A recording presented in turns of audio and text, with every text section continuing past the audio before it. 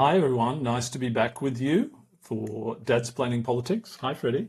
Hi, father. I never know what to call you. Father, dad. Hey, Ma. It's Hey, Dad's Mark. What's Planning going on? Politics. Dad's planning Dad, politics. Hey, dad. Hey, dad. Yeah, good to be back. I think this is episode 13. it is Lucky Yeah. 13. So we're going to Lucky? chat today about, in some parts of the world, 13 is lucky. Yeah, okay. Tariffs, DEI, the Super Bowl, which has happened yesterday our time, Gaza, the continuing saga, and then lastly, the phone call that Albo had with Donald Trump Yeah. regarding the In latest round of our tariffs Australian segment, I think we've decided to in an call it. Australian segment. At the end of every episode, we're always going to focus on Australian politics and go into that a little bit, and that's going to be our Australian Australian segment. segment. So, Okay. just to give it a fun little label to spice things up. So where are we going to start with tariffs? Tariffs. You want to lead that? Oh, sure. That's good. Okay, so time moves quickly in the Trump era. And so a week or so ago, there was 25% tariffs put on Canada and Mexico and an additional 10% on China. Both Mexico and Canada have had a stay of execution for a month, whilst there's further discussions there. I haven't heard much about China in terms, I think they've put some tariffs on the US in terms of liquid natural gas and some other energy materials. And so that's interesting, the swings and roundabouts here. That could be incredibly beneficial for Australia, because where are they going to get their liquefied natural gas from if they don't get it from the US? Yeah, that's true. Australia is on the doorstep. So that's interesting. There's talk of EU tariffs. And then whilst he was on Air Force One, he talked about the tariffs on both steel imports and aluminium imports into the US.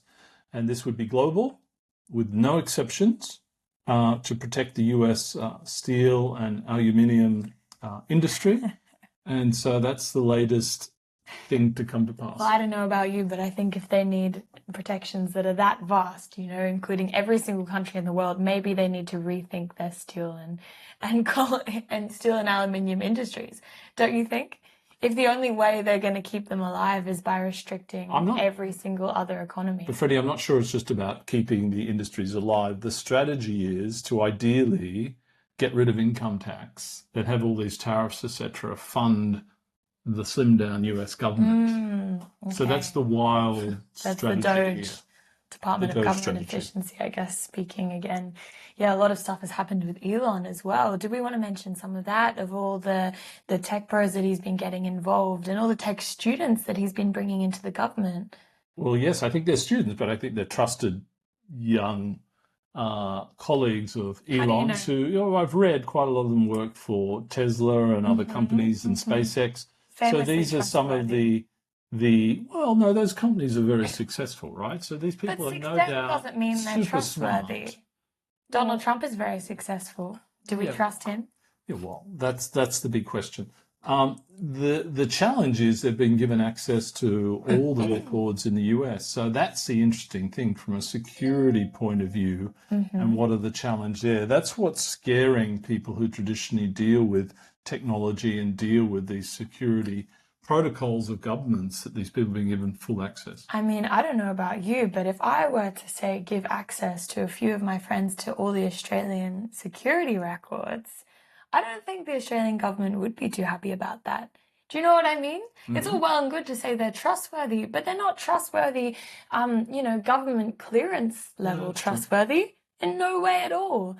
I mean, even the people in government aren't at that level of trustworthiness. So how can we expect a few students to be there? True, but I was also reading that the cost of the US government has spiraled in the last few years. So there is some cause to be slimming down government somewhat. I'm not advocating that what they're doing is proportional, but this slimming down does make sense to a degree.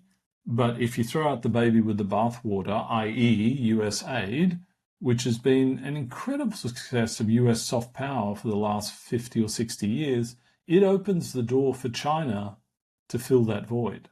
So I think China must be rubbing its hands together in terms of influencing Africa and different parts of the world, because as the US departs with USA, China will come in. Yeah, and I think we went into that a little bit in our last episode. But yeah, ridiculous. I wonder every day I wake up and I think, is he stupid or does he know what he's doing? Is this some sort of strategy? Is he trying to put America into a spiral where it just keeps heading downwards? Is that his ultimate goal? No, I think they absolutely know what they're doing. They're very smart people. They are testing the limits of US democracy to see how far they can get and how quickly they can get there. And their strategy so far is working because there's not a great deal of resistance. The Democratic Party is missing in action. Congress is very slow to respond. Yeah. And that's, I think, their strategy. Move quickly, break glass, and see whether anyone stops you. I just want to say, in response to your earlier statement, testing the limits of US democracy, I don't think they're testing shit. I think that they're just fully becoming an autocratic regime. This is not democratic anymore. Well, the way you that can't it's say that working. yet. You can't put an oligarchy into power and have people like Elon Musk, Jeff Bezos, etc., calling the shots who have not been elected via the democracy that you're lovingly talking about, and have that be a democracy. No, but they've got the authority of the president. So, No. there's a lot of people who work in the public service in Australia who are not elected. Do they have the same power as Albanese does? No. In no Some way of them have do they enormous do. power. The head of Treasury, for example, in Australia has enormous power. Yes, but was he not elected or worked his way to that public position? servant.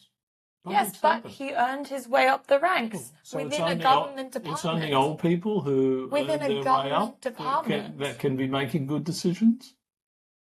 Where does that Well, no, even come from? these young Elon tech is fairly old. He's not that young. Well, everything's relative. To me, he is fairly old, and compared to a lot of the more progressive politicians in American politics at the moment. But what do you think's going on with the pretty old. Democrats? Why are they missing in action? I think that they're still a little bit frazzled after what happened, and they have no idea how to combat this. But we've been seeing that although the Democrats have been missing in action, there's been a massive cultural revolution that feels it's on the verge of happening. Really? Yes. Like, where do you see this? I would say, I think it's been in the murmurs. It's been among the Gen Z online. We've been talking about it. But if you didn't watch the Super Bowl yesterday, I did not, but I watched the halftime show because that's always the best part, regardless. And as we all know, Kendrick Lamar performed at the halftime show. And the song that he performed, Not Like Us, was famously a diss against another titan of the music industry. And so it's an interesting choice, first of all, to do such a song at an event that's meant to be uniting the American people and meant to be the pinnacle of, like American success, a song about hating on someone else. Interesting choice. Then you bring in the fact that the dancers were in the formation of an American flag. Everyone on stage was black. Mm-hmm. No one was not black, and it really showed the sign of unity. Mm-hmm. A lot of people have been calling it black nationalist. Okay. A lot of white nationalist people have been calling it black nationalist in response to it, and it's triggered a lot of people and upset a lot of people, Donald Trump, I think, included, because before Kendrick started performing, he said the revolution will be live streamed. I think it said the revolution will happen. You picked the right time, but the wrong man. Obviously in reference to Donald Trump. There's no way it couldn't be. Well, and it's pretty impressive that he had the guts to do something like that. That is impressive, particularly given Trump is the first president to ever attend a Super Bowl, which is really amazing. I didn't know that. Yeah, you would think that they had, really especially Biden, I would have expected he would have done something like that in the past. And we had an Australian player who did incredibly well for Pittsburgh, and so nice to see that. Nice to see that. And yeah, but it's interesting how a simple thing like a sports game, a sports final, obviously a big deal in America, can become such a political event. But I think you are overblowing the pushback from your generation and stuff. I don't see much at the moment. Maybe it's very subtle, and maybe you're right. Maybe it will grow, but I feel like there's no resistance at the moment. Well, he says he feels like there's no resistance, but I'm sure maybe some of you have seen the 50 states in a day protest that went on.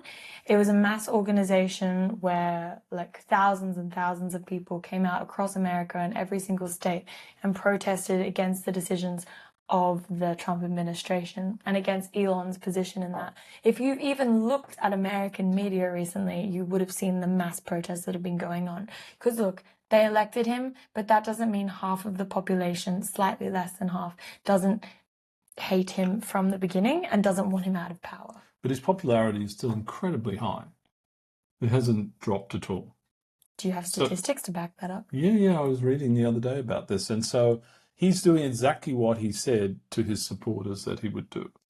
So they're pleased, the MAGA supporters. Not everyone is pleased. No, I'm not saying everyone, but the MAGA supporters. I mean, I was looking in this in-depth thing of the Arab populations in different states, and it was going and talking to them and asking, this is only a few of them, this is not necessarily saying every single Arab American individual thinks this, but a few of them are saying that they regret voting for Donald Trump and that they couldn't, within their own conscience, vote for Biden, considering he had, kept the whole genocide happening in Gaza. So they had to vote for an alternative, and now they regret that. Mm-hmm. Understandable. I'm sure many people Of course they regret it. And they feel guilty. They feel everyone around them who's telling them not to vote for Trump, they have nothing to say to them because they made a mistake. And they don't then deserve to suffer for that mistake, but they made a mistake, and it must feel awful to have to live with that for the next 4 years. I mean, it's only the beginning, and so much has happened already. Absolutely. So is that a good segue into talking about Gaza? Yeah, I would say it's a good segue. Do you want to lead off? Yeah, of course. So the Middle Eastern Riviera. Anyone heard of that? Anyone seen that on any travel websites popping up recently? Because obviously, as we've heard, Donald Trump has decided that he wants to raise what's left of Gaza completely to the ground, move every single person out with no right to return to the area, and completely build the whole place up again into an international area of business and relaxation. So, like Singapore or Dubai or something like that. Except it's owned by America and feels very similar to imperial moves by emperors in the Ottoman Empire and the Roman Empire. It feels very old world, I would say. Look, not something we typically experience. This is a complex topic, but, thinking outside the box is not a bad idea in this regard, because this whole world, the Middle East, has been going on for 10, 20, 30, 40 years. So what we've been doing is not going to solve the future scenario. Now, the problem with it is fundamentally telling the Palestinian people to move is like ethnic cleansing, right? Because that is their homeland. It's not like ethnic cleansing. It is ethnic cleansing, and which goes against the boundless international human rights laws. So Trump's proposal is that the people move to Jordan and to Egypt. Now, they're not playing ball, nor is Saudi actually, but Trump has just said, okay, well, I'm going to cut off aid to Egypt and Jordan unless you do this. And he's got a meeting with King Abdullah of Jordan tomorrow.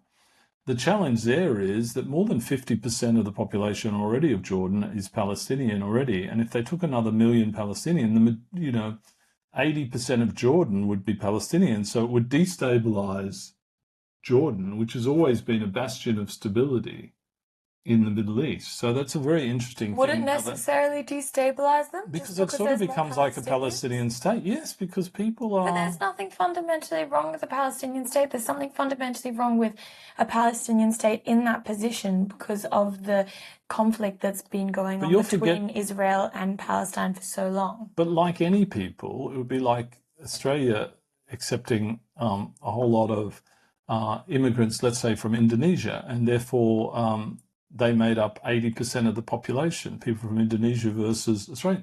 Australians would react to that just as Jordan. But as you just said, it's not the same, because you said that a large group of people within Jordan already are made up of Palestinian ethnic it's the balance background there. That's what they're worried about in Jordan. But it'll be interesting how they respond, because they get billions of dollars in aid from the US to help support all these refugees Well, already interesting that this is the aid that remains. I thought Trump had this whole dialogue how he's cutting off aid to every country other than the US. Convenient that he's keeping it for some countries and that he's still using it as a power play. there. Oh, sure. I think he uses tariffs as a power play. He uses aid, but maybe this wasn't US aid. Maybe it was specific aid to Jordan and Egypt for this refugee crisis, I would imagine. Right. But that's going to be fascinating how that rolls out. The question I have in this whole thing, I get that it's ethnic cleansing, but where is the alternative proposal? Where is the alternative proposal from a collection of countries in the Middle East or the EU or something, to rebuild part of Gaza whilst the people move to the south and they rebuild the north or whatever? I hear nothing about this. Well, maybe you're on the wrong side of the media because I've heard stuff about it and I've heard a lot about other Middle Eastern countries, such as Egypt, such as Jordan, coming together and trying to find a solution. But the solution that Trump has proposed is not even an option. You're saying where is the alternative, but it's not an option that you can take. Because regardless of how horrific it is and how immoral it is to treat 2 million real human people like that who've already been suffering for 2 years, it also gives precedence to every other autocratic leader all around the world that they are allowed to go about and ethnic cleanse any minority that they have in their country, and there will be absolutely no retribution. But it is frustrating for me, Freddie, because you think about how badly they've been treated by Hamas over the last several years, right? The Palestinians. Yeah, the Palestinians. Terribly. Okay? And by Israel. By Israel, but Hamas started the thing. Yes, but the Palestinians have been treated by Israel terribly over the past several years. Has been intimately involved in this, right? So where is the alternative strategy? That's what I'm missing here in this whole thing, right? And who's going to fund it? Because the US is not going to fund that. I think that there's a lot more discourse in other Middle Eastern states than you think there is, and a lot more support. Jordan said that they were about to enter in a war with Israel unless the ceasefire happened, before the ceasefire was agreed on the 19th of Jan. Right. Jordan said they were ready to enter in a war with Israel because of how horrific it'd gotten. They were ready to place it all on the line for that. I think if they're willing to do something like that, or at least state that they are, then they're willing to come up with a solution. Well, I hope to see it. I hope to see it as well. You've been waiting a long time in the Middle East. People have talked about these solutions for, 40 years. This is the problem. But it's also interesting. The Middle East is a very different place than it was even 8 years ago when Trump was first in power. Think of everything that's happened with Syria and the end of the Assad regime. Iran has advanced its nuclear weapons capabilities enormously since then as well. So lots of stuff has been shifting and happening. But they're not going to allow that. US and Israel are not going to, they're going to bomb Iran if they get close to having a nuclear weapon. They've said that's the line in the sand. They're not allowing. They're getting pretty close. Okay, well, let's watch this space, see what happens with Iran. But obviously Israel did weaken Iran somewhat by helping to dismantle the Assad regime. Yeah. And what's with Gaza, what's with Hamas questioning the ceasefire now? I mean, this is just crazy. They agree a ceasefire and then don't continue with it. I think it's also important to mention, though, that after the ceasefire was agreed, like we talked about in last episode or the episode before, there was still bombing. I know, but that was a few weeks ago, right? I don't think it's still But the ceasefire was agreed and the bombing kept going on. I get it, but it feels to me like they're playing games, and it's kind of scary that they're playing games with, well, that's what they do, playing games. It is scary. Lives. It is terrifying, yes, but it's also terrifying to be in that position and think that you're finally free from this hellfire that you've been experiencing, and then for someone like Donald Trump to come out only a few days ago, interesting timing, and say, let's kick out every single Palestinian person out of their home that they finally thought that they could go back to. Interesting timing, don't you think, that happens to be when Hamas starts reneging on their it is. On their hostage deal? That could have been a cause for it. Perhaps. Yeah, because look, what is the ceasefire deal if they're going to be kicked out of their home anyway, regardless, and they're not going to have statehood? but that'll be fascinating. I don't think Saudi's in favor of that either. So I don't know how it happens if Saudi's not in favor because there's no money to do this and there's no commitment from the Middle East. I mean, Jordan and Egypt could maybe agree in the end because if they're going to be bankrupt as countries and civil unrest, maybe they have to agree. Yeah, but every specialist on the subject across the world has instantly decried it as one of the most horrific ideas to ever come out of America. It's the furthest that they've ever interfered in foreign state relations in this way. I mean, it's just incredibly ironic. How long will Trump supporters support him, intervening in foreign relations when all he talks about is how he wants America to become independent?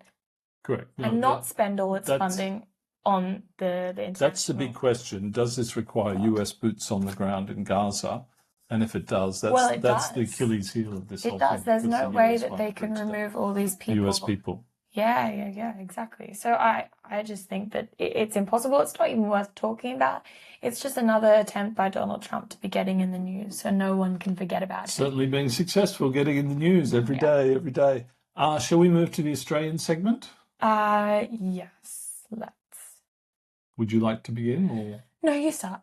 Okay, so news today in Australia is that Albo had his phone call with Donald Trump this morning, our time, and supposedly it was a good call, and Trump agreed that he would like to see the US develop economically together with Australia, and he recognized that we are one of the few countries with a trade surplus with the US, and in fact, we just wrote a check for $800 million, which is our first down payment on the AUKUS submarines. So I find it fascinating. Poor Albanese, he's going to soon be going to an election, and he's being held up to get an exception to these tariffs on aluminium and steel. And if he doesn't, the opposition will say, well, you failed in your relationship with Trump. I think it's a hard road to hoe to get an exception because Trump has said it's all countries. I know, it's an incredibly hard road to what was that expression? Road to hoe. I've never heard that before, but all right, let's run with it. I think it's also interesting you're talking about, obviously, the tariffs that Trump's putting on other countries. You look to the UK. I've been thinking about this a lot with Keir Starmer, right? He's Albanese's equivalent, right? He's the Labour Prime Minister of the UK. Albo is the Labour Prime Minister of Australia. So they should have fairly similar rhetoric on what's happening right now, but Keir Starmer has been even more defiant of Trump than Albanese is. And Albanese is still not being supported for his defiance of Trump and for speaking back against him. So, and he's not being controversial. Big difference. Starmer still has 4 years in power. That's Albanese has an election in a few months. That's true. And Dutton is mirroring a mini version of Trump. So it's very dangerous for the Labour government. Yeah. It's almost hilarious how unoriginal Dutton is being. He's honestly just taking every single policy in Trump's playbook and he's rewriting it for his own use. He's reading the zeitgeist at the point in time. The thing I agree with you. I wish Albanese would be stronger because I saw Malcolm Turnbull, our former Prime Minister, interviewed last night, and he said he'd be very tough. He'd rip up AUKUS if they didn't make an exception. And he was a Liberal Prime Minister. Yeah, so I think it's not a bad idea because not only do we have a trade surplus with the US, but we're investing hugely in their industrial base and their submarine base with this billions and billions of dollars. So. And if Australia, a fairly independent country, a democratic country, one of the only truly Western democratic countries around right now, does not stand up against Trump, who will? But the challenge is, I wish Albanese would do it, but politically it's very dangerous, right? Because you get a lot of blowback, over coming months, and that's just when the election is. And would the Australian people give him credit for that, or would they say he's stupid for riling the beast of Donald Trump? Yeah, I really don't know. I haven't done the right policy analysis yet at university to be able to decipher that or not. But you would hope that people would give him some respect just for making a stand on something, because at the moment he feels scared. He looks like he's scared and he's not ready to make a statement, not ready to do anything really that sets him apart.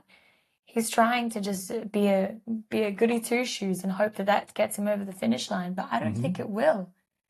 Don't you think? No, that's true. And I heard that Zoe Daniels, who's the teal for Goldstein in Victoria, was talking about that, how the government should just find its courage and do something and do some things. And because they've had some good achievements, etc., but they just seem Like they're super teetering worried off. about Trump being in Dutton being the mini Trump, and how do they combat that? But it's almost like that fear of losing is Will going to cause them cause to their lose. own demise. Incredibly ironic, but that's the nature of today and the political world we live in. Anyway, Freddie's heading back to Canberra this afternoon, so we will be doing our podcasts with her in Canberra and me in Sydney moving forward, so watch out for that change. Hope you enjoyed today's session and look forward to chatting with you soon. Again, please tell your friends and family and anyone might be interested in our podcast, and follow us and like us. Thanks for coming. We'll see you next time. Bye. Bye.